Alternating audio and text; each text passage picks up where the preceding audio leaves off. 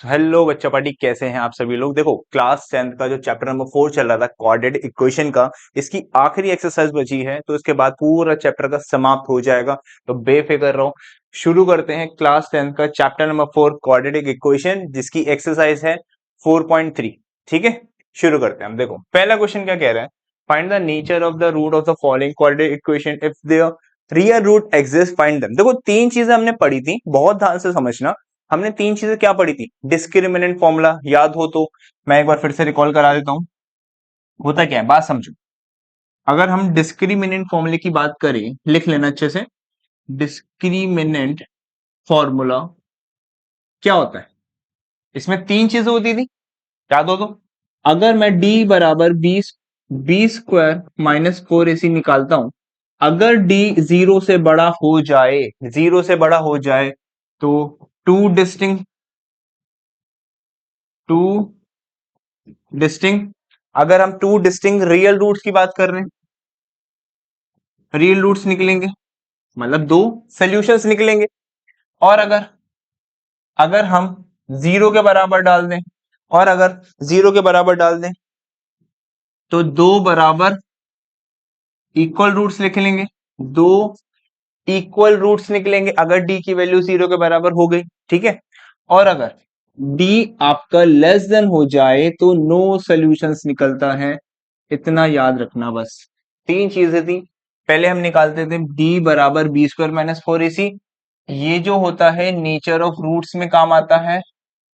Nature of roots, इसकी जो हम रूट्स फाइंड करते हैं तो आपको याद हो -b² - 4ac अपॉन में 2a। ये बात क्लियर हो रही है। ये फॉर्मूला याद रखना, अभी इसको यूज करने वाले हैं, बहुत इंपॉर्टेंट है, बहुत सिंपल सा फॉर्मूला और सस्ता सा फॉर्मूला। ठीक है, इसके बाद देखो, इस कॉन्सेप्ट को दिमाग में अच्छे से पकड़ के चलना, इसकी बात होने वाली है। शुरू करते हैं अब, चलो। पहला क्वेश्चन है, find the nature of the root of the following coordinate equation if the real root exist. अगर ऐसा क्वेश्चन आए तो डी वाला फॉर्मूला लगा दो, आंखें बंद करके। देखो, ए की वैल्यू 2 हो गई, क्लियर है। बी की वैल्यू कितनी हो गई, -3। सी की वैल्यू कितनी हो गई, +5। अगर मैं डी निकालूं, क्या बनाऊंगा, b² - 4ac। 4ac का मतलब है 4ac, ये तीनों वैल्यूज मल्टीप्लाई होंगी। ठीक है, बी की वैल्यू कितनी है, -3, -3 का होल स्क्वायर, -4 मल्टीप्लाई ए कितना है 2, सी कितना है आपके पास 5। क्लियर है इतना। तीन का स्क्वायर करेंगे तो 9 होता है, -4 2 8, 8 5 40, कितना 40। माइनस करो, कितना आएगा, माइनस करो। माइनस करने पर आपकी वैल्यू आ रही है, ये आ रही है 31 अंडर रूट में। बात समझो, कुछ गलती करी इसमें, कुछ गलती दिख रही है इसमें, कुछ भी गलती नहीं। अब -31 आ रहा है तो इसका मतलब क्या हुआ, इसका मतलब क्या हुआ, ये बना जीरो से छोटा, जीरो से छोटा बना, तो क्या हुआ, नो रियल रूट्स। काम यही खत्म, इसके आगे सॉल्व नहीं करना, यही आंसर खत्म है। इसको बोल देंगे नो रियल रूट्स। भाई, जीरो से नेगेटिव वैल्यू आ रही है, नेगेटिव वैल्यू का मतलब क्या, जीरो से छोटा, तो क्या सोल्यूशंस होंगे, नो रियल रूट्स। ठीक है, आगे चलते हैं। ठीक है, अब बोला जा रहा है इस इक्वेशन के अंदर ए की वैल्यू 3 है, बी की वैल्यू -4√3 है, सी की वैल्यू +4 है। पहले डी निकालूंगा मैं। ठीक है, डी निकालू, D D equals to b² - 4ac। Clear है। बी की वैल्यू कितनी है, -4√3, -4√3, -4 मल्टीप्लाई ए कितना है 3, सी कितना है 4। बात समझ आ रही होगी। देखो, अगर ब्रैकेट के अंदर माइनस वैल्यू होती है, उसका स्क्वायर करेंगे तो पॉजिटिव बनता है, ये याद रखना बस। अब इसको सॉल्व करना सीखो, इसको सॉल्व करना सीखो। स्क्वायर है, अगर स्क्वायर है तो स्क्वायर इसके पास भी जाएगा, स्क्वायर इसके पास भी जाएगा। 4 का स्क्वायर कितना होगा बच्चों, 16। रूट थ्री का स्क्वायर करूंगा तो 3 ही तो बनेगा। बात समझना, मल्टीप्लाई करा 48, कितना आया 48 माइनस, अब देखो 3 4 12, 12 4 40, इसको करा कितना आया, कितना आया बताओ, 0 आ गया। और जब जीरो आ गया इसका क्या हुआ, और जब जीरो आ गया इसका मतलब क्या हुआ कि इसके दो रियल रूट्स निकलेंगे। सेकंड वाली चीज हमने पढ़ी थी, two real roots, two real roots पढ़ेंगे, टू रियल रूट्स निकालने। अब निकालना कैसे है वो बात समझो, सारा गेम जो आएगा ना वो यहीं पर आएगा। दो वैल्यूज बनती हैं प्लस माइनस। अब मैं इसको ना देखो ध्यान से समझो, बी स्क्वायर माइनस फोर इसी लिखा जाता था फॉर्मूले में, क्या मैं इसकी जगह पर डी लिख सकता हूं, क्या मैं इसकी जगह पर डी लिख सकता हूं, क्योंकि मैंने ऑटोमेटिकली निकाल चुका हूं पहले से। डी अपॉन में टू ए, एक ये वैल्यू निकालनी है, एक ये वैल्यू निकालनी है। दोनों में क्या फर्क है, एक में प्लस है एक में माइनस है। अब वैल्यू पुट करते हैं, बी की वैल्यू ऑलरेडी माइनस है, माइनस माइनस प्लस ये जीरो हो गया, टू मल्टीप्लाई ए कितना है three, six six sorry sorry four root three upon six, इसको काटेंगे ये बनेगा टू अपॉन रूट थ्री, और टू अपॉन थ्री और रूट थ्री सात का। इसकी वैल्यू की बात करते हैं, सेम चीज आएगी, सेम कॉन्सेप्ट है, four root three, four root three upon six, इसको काटा, इसको काटने पे बना टू अपॉन थ्री, साथ में रूट थ्री, ये दो वैल्यूज बन गई। इनको कहते हैं रूट्स, इनको कहते हैं रूट्स, इसको कहते हैं नेचर। इसका नेचर क्या आया, इसका नेचर आया भैया दो रियल रूट्स निकाल के दो, और रूट्स क्या क्या आए आपके फॉर्मूले में पुट करने के बाद, वो आए आपके एक ये और एक ये। छोटी सी बात है, आगे बढ़े आप। चलो question number three first part का, देखो एक एक करके सारे क्वेश्चन निकलेंगे बहुत आसानी से। ये वही चीज है, ए की वैल्यू दो है, बी की वैल्यू माइनस सिक्स है, सी की वैल्यू थ्री है। क्लियर है इतना, ठीक है। अब डी निकालना है, डी निकालना है, बी स्क्वायर माइनस फोर ए सी करूंगा, बी कितना है माइनस सिक्स का स्क्वायर, माइनस फोर ए कितना है टू, सी कितना है थ्री, सिक्स का करा तो 36, माइनस टू थ्री जा सिक्स, सिक्स फोर जा 24। बात समझ आ रही होगी। अब इसकी वैल्यू कैलकुलेट करेंगे तो आएगा डी की वैल्यू आ गई 12, डी की वैल्यू आ गई 12। अब छोटी सी चीज समझो, क्या सही करा एक बार देख लेते हैं, देखो कहीं वैल्यू प्लस माइनस में तो नहीं है, ये प्लस है ये माइनस है, ठीक है ये प्लस है। अब फोर ए सी मतलब फोर टू जा एट, एट थ्री जा 24, ठीक है, ठीक है, ये वैल्यू आ रही है 12। अब बात समझना, जीरो के बराबर तो नहीं आ रही, ठीक है, जब रियल रूट्स आएंगे हम तभी फाइंड करेंगे। अब जब रियल रूट्स नहीं आ रहे, दो डिस्टिंक्ट रियल रूट्स बन रहे हैं, तो हम इसको यहीं पे आंसर छोड़ देंगे। ये बात क्लियर हुई, अगर जीरो के बराबर आएगा तभी मैं दो वैल्यूज निकालूंगा, अदरवाइज यहीं पे आंसर छोड़ दूं। क्लियर, क्योंकि इन्होंने खुद बोला है अगर रियल रूट्स फाइंड होते हैं then find, otherwise stop there, ठीक है। अब क्वेश्चन नंबर टू आ जाते हैं, ये बहुत इंपॉर्टेंट है। देखो अगर दो इक्वल रूट्स पाया जाएगा, बात समझना, अगर दो इक्वल रूट्स पाए जाएंगे तभी हम आगे सॉल्व करने के लायक बनेंगे। मतलब क्या, के की वैल्यू निकालनी है, एक ऐसा क्वेश्चन गारंटेड आएगा, नोट कर लेना इस चीज को, इसको स्टार मार्क कर लो, इसको इंपॉर्टेंट मान लो, ठीक है। देखो ए की वैल्यू टू है, बी की वैल्यू के है, सी की वैल्यू थ्री है, डी का फॉर्मूला लगाओ, बी स्क्वायर माइनस फोर ए सी, हमेशा याद रखना ये फॉर्मूला लगाना इस टॉपिक के अंदर। बी की वैल्यू कितनी है के square minus four multiply A कितना है टू, सी कितना है थ्री, कितना हुआ टू थ्री जा सिक्स, सिक्स फोर जा 24। ये बात क्लियर हुई, ठीक है। अब सुनो ध्यान से सुनो, आपको क्या करना है, अगर ये दो बराबर इक्वल रूट्स है, ये कब होता है, ये कंडीशन कब होती है, जब डी बराबर जीरो हो, डी बराबर जीरो है, मतलब डी की वैल्यू क्या चलती आ रही थी अभी तक जीरो, ये माइनस वाला वहां जाके प्लस, ठीक है। अभी स्क्वायर हो रहा है, उधर जाके स्क्वायर, उधर जाके रूट, ये बात क्लियर हुई, ठीक है।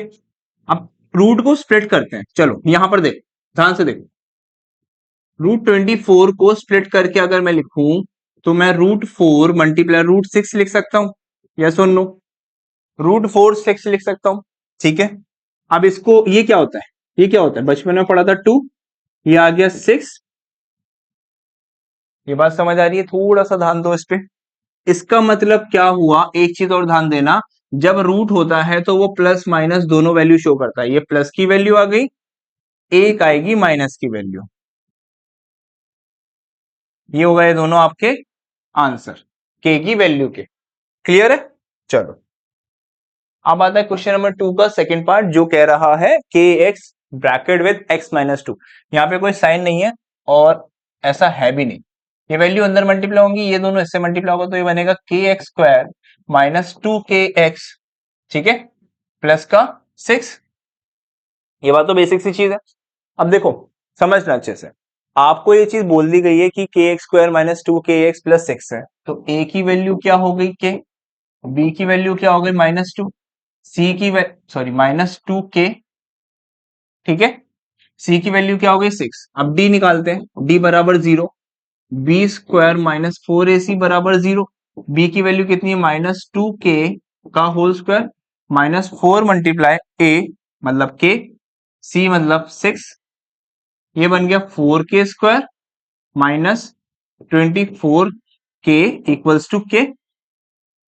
ये बात समझ आ रही होगी? अब थोड़ा सा लॉजिक लगाओ, दोनों में से मैं k कॉमन निकाल लेता हूं और दोनों में से मैं 4 भी कॉमन निकाल लेता हूं, ठीक है, अंदर बच गया k -6। ये बात समझ आ गई? अब सुनो ध्यान से, ये मल्टीप्लाई हो रहा है, वहां जाके डिवाइड, तो मतलब k -6 0 अपॉन में 4k। अब 4k तो लिखूंगा नहीं मैं, ये वैल्यू तो लिखूंगा ही नहीं, इसको ऐसे मिटाकर 0 ही लिख दूंगा, सिंपल। अब माइनस हो रहा वहां जाके प्लस, तो k की वैल्यू कितनी आ गई बच्चों, 6 आ गई। ये बात समझ आई? ध्यान से देखो, ध्यान से देखना, ठीक है, आगे बढ़े अब, ठीक है। देखो अगले क्वेश्चन पे चलते हैं। अगला क्वेश्चन, चलो, ये आती है वर्ड प्रॉब्लम। देखो वर्ड प्रॉब्लम क्या है, is it possible to design rectangular mango grove, mango का बाग बनाना है जिसकी लेंथ जो है ब्रेथ से ज्यादा है और उसका एरिया दे रखा है 800 मीटर स्क्वायर, ठीक है। बात समझो, अगर हम बोलें कि लेंथ जो है वो ज्यादा है किससे, उसकी ब्रेथ से। अब बात समझना, अगर हम इसके हिसाब से चले तो हमें लेना पड़ेगा let the breadth breadth breadth will be what, X ले लेता हूं, ठीक है। कंडीशन पढ़ो, कंडीशन क्या कह रही है, जो लेंथ है वो 2 गुना है किसके, ब्रेथ के। तो लेंथ हो गई विल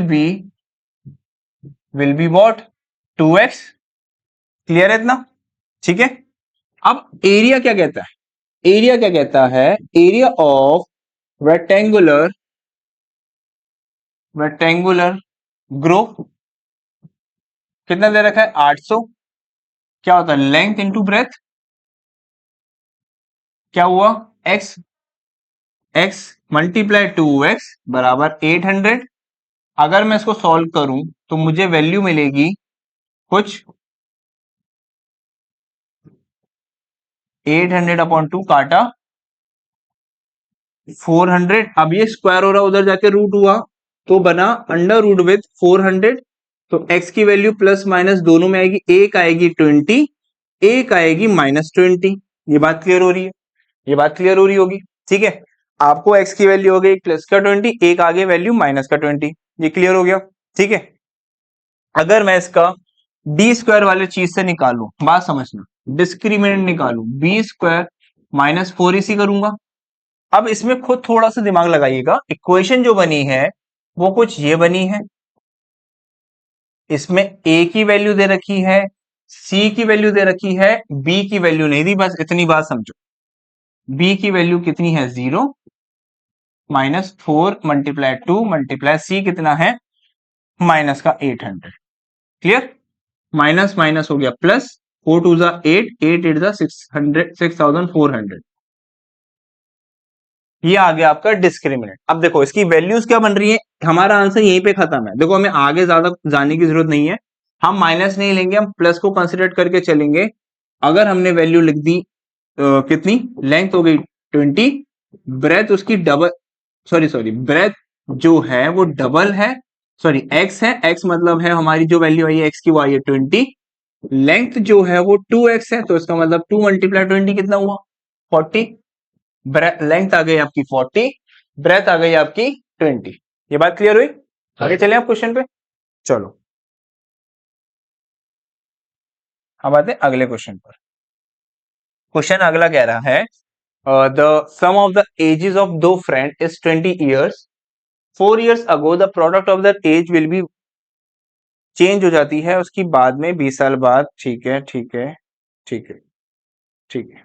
देखो इन्होंने बोला है कि अगर आपके पास सम कर रहे हैं एजेस का, दो फ्रेंड्स हैं, first friend, let the first friend 20 साल की एज है दोनों की, कितनी साल की एज है दोनों की, सम करने पर 20 साल की आ रही है, 20 करने मतलब एक as first person second person, तो दोनों की एज करने पे 20 आ रही है, विल बी, हम पहले पर्सन को ले लेते हैं एक्स, सेकंड पर्सन को ले लेंगे, सेकंड फ्रेंड को ले लेंगे 20 माइनस एक्स। ये बात क्लियर हुई? बोलो हाँ, ये बात क्लियर हुई? ठीक है। अब इन्होंने बोला 4 साल बाद जो फर्स्ट फ्रेंड था वो हो गया चेंज, और जो 4 साल के बाद सेकंड फ्रेंड था वो भी हो गया चेंज। ठीक है, तो उसके हिसाब से अगर बोले 4 ईयर्स अगो, हमने बहुत सारे क्वेश्चंस करे हैं पहले, अगो वाले केस में क्या होता है, माइनस होता है, तो फर्स्ट फ्रेंड की जो वो होगी, क्या कहते हैं, जो हम ईयर्स में एज ले रहे हैं, फर्स्ट फ्रेंड की वो हो गई x-4, सेकंड फ्रेंड की हो गई कितनी थी, 20 माइनस एक्स, -4 करी तो 16 माइनस एक्स। ठीक है, अब उन्होंने बोला उनका प्रोडक्ट करने पर, उनकी ईयर्स का, एजेस का प्रोडक्ट करने पर 48 आता है। तो अगर मैं x-4, अगर मैं x-4 ले लूं, मल्टीप्लाई विथ 16 माइनस एक्स कर दूं, 48 दे रहा है। ये बात तो समझ आ रही है, बेसिक है। इसको इससे मल्टीप्लाई करा, ये हो गया एक्स स्क्वायर, ये हो गया 64, minus minus plus 4x, clear. अब ये बना माइनस एक्स स्क्वायर, ये 20 हो जाएगा,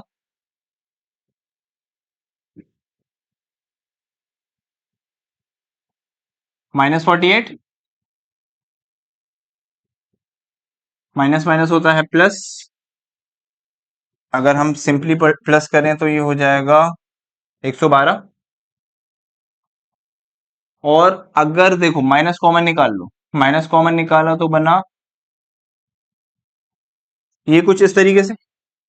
अब इसमें लगा देते हैं बी स्क्वायर, मतलब डी वाला फॉर्मूला, डी बराबर B square minus 4ac, B कितना है -20, मतलब 400 हो गया, 4 मल्टीप्लाई ए कितना है आपका 1 मल्टीप्लाई 112। ठीक है, अब देखो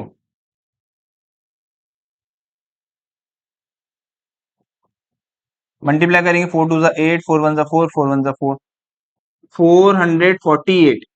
डी की जो वैल्यू आ रही है वो आ रही है माइनस में, जब माइनस में आएगी तो इसका मतलब हुआ नो सॉल्यूशंस, नो सॉल्यूशंस, तो मतलब ये इक्वेशन या ये क्वेश्चन यहीं पे रहेगा, इसके आगे नहीं होगा। छोटी सी चीज थी, एक बार देख लो, फिर चलते हैं अगले क्वेश्चन पर। ठीक है, क्योंकि हमने इसकी डी की वैल्यू निकाली, माइनस में वैल्यू आ रही है, जब माइनस में वैल्यू आएगी तो उसको आगे नहीं करेंगे, बस इतना याद रखना। ठीक है, अब क्वेश्चन है अगला, rectangular, is it possible to design a rectangular path of perimeter 80 metre and उसका पेरीमीटर दे रखा है, एरिया दे रखा है। देखो एक, क्या हम डिजाइन कर सकते हैं रेक्टेंगुलर पार्क जिसका पेरीमीटर दे रखा हो, एरिया भी दे रखा हो, और उसकी लेंथ और ब्रेथ निकालनी है। ठीक है, लेंथ और ब्रेथ निकालने के लिए बात समझना, अगर हम लोग इक्वेशन के हिसाब से चलें तो क्वेश्चन कह रहा है लेट द, पहले तो हम ले लेते हैं लेट लेंथ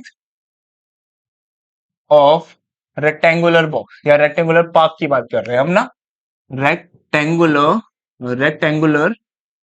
पार्क कितने लेंगे, एक्स ले लेते हैं, क्लियर होगा। Let the breadth of rectangular park, उसको ले लेते हैं वाई, ठीक है, समझना ध्यान से अच्छे। अब उन्होंने बोला कि इनका एरिया जो दे रखा है वो दे रखा है एक्स, सो एरिया दे रखा है आपको 400 मीटर।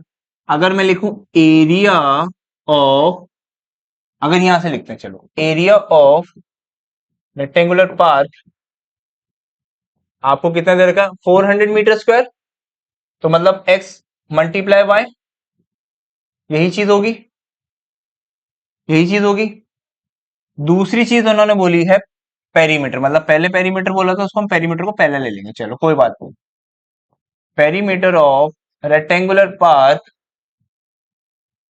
टू ब्रैकेट कितना दे रखा है वो 80, तो फॉर्मूला क्या होता है 2l+b। अब हमने l+b को x और y ले रखा है, तो हम x और y लेंगे बराबर 80, ये मल्टीप्लाई वहां जाके डिवाइड होगा तो उसकी वैल्यू क्या बनेगी x+y = 40। इसको मान लेते हैं फर्स्ट, इसको मान लेते हैं सेकंड। अब बात समझो, क्या करूंगा मैं, x की वैल्यू बनाऊंगा, सब्स्टिट्यूशन मेथड याद रखो, याद हो तो, प्लस और हम आ जाके माइनस 40 माइनस वाई कितना बनेगा, 40 माइनस वाई को हम मान लेंगे एक थर्ड इक्वेशन। अब हम क्या करेंगे, पुटिंग द, याद हो तो थोड़ी सी एक बार, putting the value of X in equation number second में डालेंगे। कौन सी इक्वेशन में डालेंगे, इसमें डालेंगे, चलो यहां डालते हैं एक बार, थोड़ा सा लंबा कर लेते हैं, एक्स वाई बराबर 400, एक्स की वैल्यू कितनी है 40 माइनस वाई, साथ में वाई भी यहां पे भी है। अब ये हो गया, इसको इससे मल्टीप्लाई, इसको इससे multiply, 40y minus Y square बराबर 400, सारी वैल्यू उधर भेज दो, ये हो गया Y square minus 40y plus 400, ठीक है। अब वही डी वाला formula, B square B square minus C, ठीक है, कॉमन सेंस लगाओ, बेसिक फॉर्मूला है और कुछ नहीं है इसके अंदर। डी बराबर बी की वैल्यू कितनी है बच्चों 40, तो 40 का स्क्वायर कितने पे कितना आएगा 1600, क्लियर, माइनस 4 ए कितना है 1, सी कितना है 400, 1600 में से 1600 अगर हमने माइनस कर दिए तो डी की वैल्यू बन गई 0। ये आ गया, आप इसका नेचर आया है, इसका नेचर आया है। अब इसके रूट्स निकालने मतलब इसकी वैल्यू निकलेगी। अब वैल्यू समझो, हम लेंगे x बराबर minus b plus root D upon में 2a। अब देखो d तो आपका 0 हो गया तो इसको हटा सकते हैं, कोई दिक्कत नहीं। माइनस बी मतलब जो b की वैल्यू देखो यहां पर, देखो इस इक्वेशन के, देखो इस इक्वेशन में -40 है तो माइनस माइनस प्लस हो गया तो 40 लिख दूंगा सिंपल।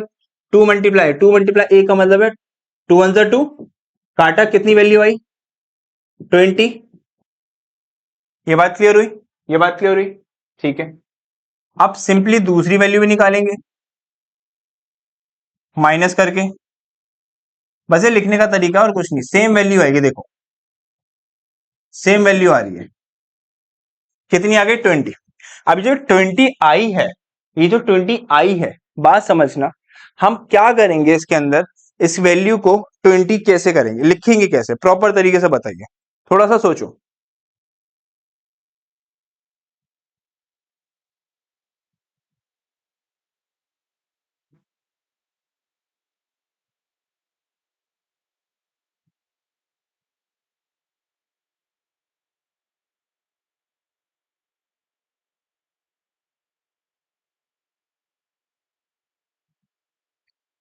हमने इसकी वैल्यू निकाली 20, हमारी वैल्यू आ गई 20। अब ये जो x की वैल्यू 20 है, हम क्या करेंगे, उठाकर इस इक्वेशन में पुट कर देंगे। कहां पर पुट करेंगे, x की वैल्यू उठा गई पेरीमीटर में पुट कर देते हैं। चलो एक बार इसको कॉपी कर लो, मैं इसको मिटा रहा हूं। चलो हमारी इक्वेशन थी 2x plus Y equals to 80 और x की वैल्यू कितनी आई थी 20, 20 पुट कर देते हैं। चलो ये मल्टीप्लाई में आ जाके डिवाइड हो जाएगा।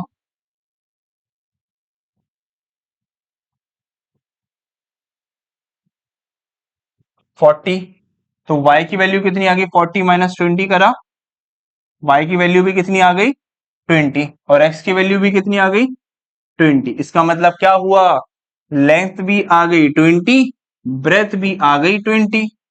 सिंपल, हमें ये निकालना था, लेंथ और ब्रेथ पता नहीं थी, सिंपल सा क्वेश्चन था।